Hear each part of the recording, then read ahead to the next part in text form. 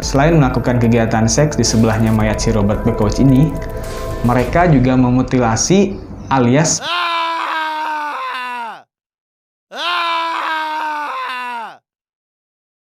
Hai Tubers, jumpa lagi di channel 5000 per meter. Terima kasih sudah mengklik video ini dan saatnya menonton. Baik, kali ini kita ketemu lagi masih di suasana Ramadan 10 hari terakhir.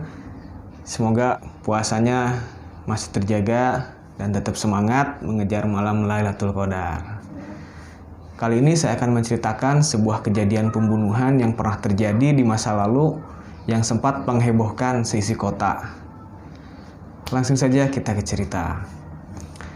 Jadi kejadiannya gini.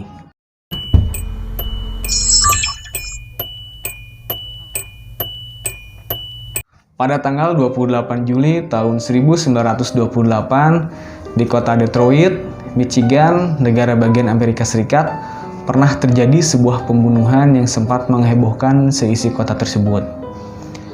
Jadi kenapa cerita ini bisa membuat heboh seisi kota tersebut? Simak ceritanya di sini. Di hari itu, seorang pria bernama Robert Bekowitz sedang menonton TV bersama pacarnya yang bernama Janine Clark. Tidak berselang lama kemudian, datang seorang pria misterius bernama James Glover dari arah belakang, kemudian menembak kepala si Robert Bekowitz itu dari jarak yang cukup dekat sampai akhirnya dia meninggal.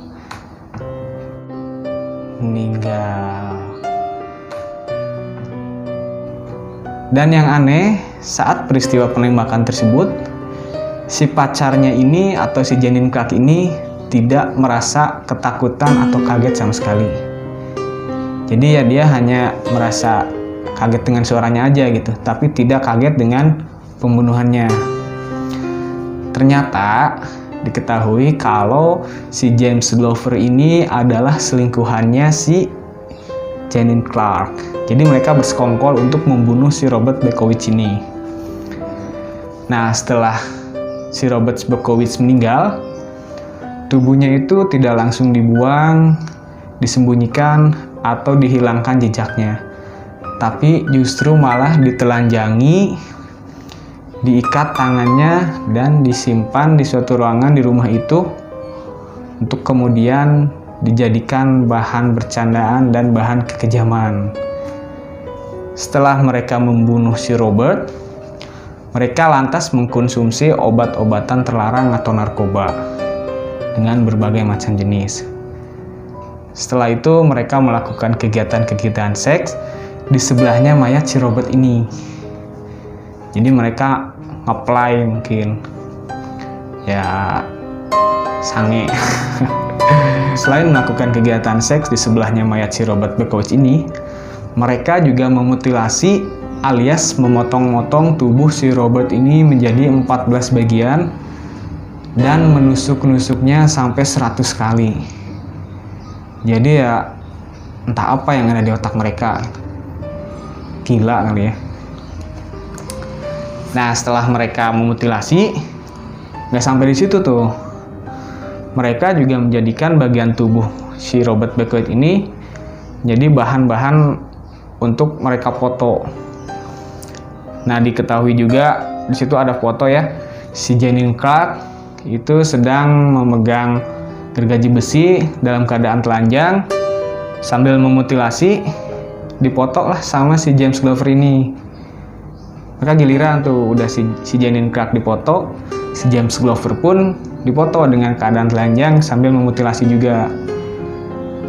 Nah, ada juga foto kalau bagian-bagian tubuh itu diatur dengan posisi sedemikian rupa, lalu mereka abadikan dengan jepretan foto itu. Beberapa foto diantaranya itu ada kepalanya si Robert Bekowitz, mereka penggal, mereka potong ya, lalu dipoto dalam keadaan menganga dan dengan mulut yang penuh darah. Ada juga foto di mana si tangannya Robert Bekowitz ini dipotong sampai pergelangan tangan dan salah satu jarinya itu dimasukin ke hidungnya kepala yang buntung tadi. ya kayak orang lagi ngupil lah. Terus ada juga foto si pergelan yang sudah dibuntungin tadi itu dibikin lagi megang alat kelaminnya, alat kelamin si Robert ini. Jadi seakan-akan posenya itu sedang melakukan onani. Ada juga salah satu foto yang paling menyeramkan di mana alat kelamin si Robert Bekowitz ini dipotong dan dimasukkan ke dalam mulut yang menganga tadi. Jadi coba kalian bayangin deh, itu orang meninggal, potong-potong, jadiin bahan foto.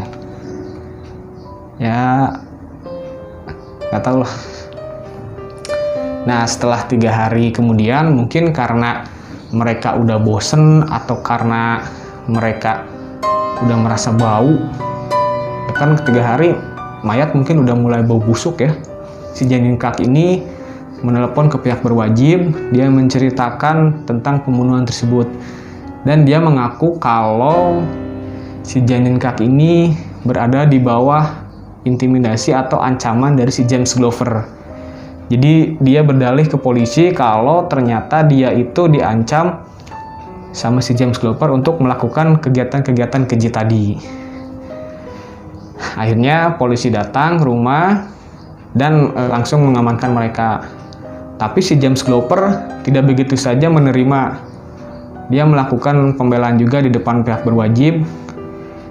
Dia berdalih bahwa dia melakukan kekejian-kekejian itu karena berada di bawah pengaruh obat-obatan terlarang. Dia juga melakukan pembelaan diri dari tuduhan si Janine Clarke ini. Di mana si Janine Clarke tadi kan nuduh kalau dia ada di bawah ancaman James Glover. Dia bilang ke polisi kalau selama 3 hari ini si Janine Clarke ini beberapa kali keluar rumah untuk sekedar membeli makan atau melakukan hal-hal lain. Secara logika, kalau misalnya emang si Janine ini berada di bawah ancaman si James, saat keluar rumah bisa aja dia kabur gitu, atau melapor ke polisi, atau ya minimal nggak usah balik lagi ke rumah itu. Tapi ternyata si Janine Clarke tetap kembali ke rumah itu. Dan satu lagi yang menjadi alasan si James Glover bahwa si Janine Clarke ini sama sekali tidak berada di bawah ancamannya, yaitu saat si Janine Clarke dipoto dalam keadaan bugil dan memutilasi mayat si Robert itu, wajahnya itu tidak menunjukkan rasa takut. Justru si wajahnya itu menunjukkan wajah yang ceria, yang sangat menikmati. Ini nih, coba kalian lihat baik-baik. Ada nggak di sini wajah ketakutan? Nggak kan?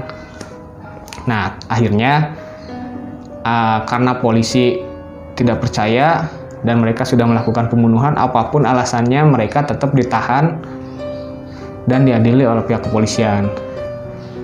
Dan sampai saat ini kabarnya polisi tidak pernah mempublikasikan motif sebenarnya dari pembunuhan tersebut. Jadi apapun motifnya, kalau saya pikir sih mereka wajiblah dihukum seberat-beratnya. Ya mungkin dengan hukuman mati, karena ya yang mereka lakukan itu udah sangat-sangat kejam gitu. Ya, satu lagi pelajaran buat kita bahwa narkoba itu sangat berbahaya. Selain merugikan diri sendiri, bisa juga merugikan orang lain. Dan jangan pernah terlalu percaya kepada seseorang atau siapapun, walaupun orang itu adalah orang yang terdekat dengan kita. Karena bisa aja orang yang paling dekat dengan kita justru bisa sangat berbahaya. Ya intinya tetap waspada, tetap berhati-hati. Terima kasih sudah mau menonton video ini. Jangan lupa subscribe, like, dan share. Karena dukungan teman-teman sangat berarti buat kami. Dan terakhir, selamat menjalankan ibadah puasa.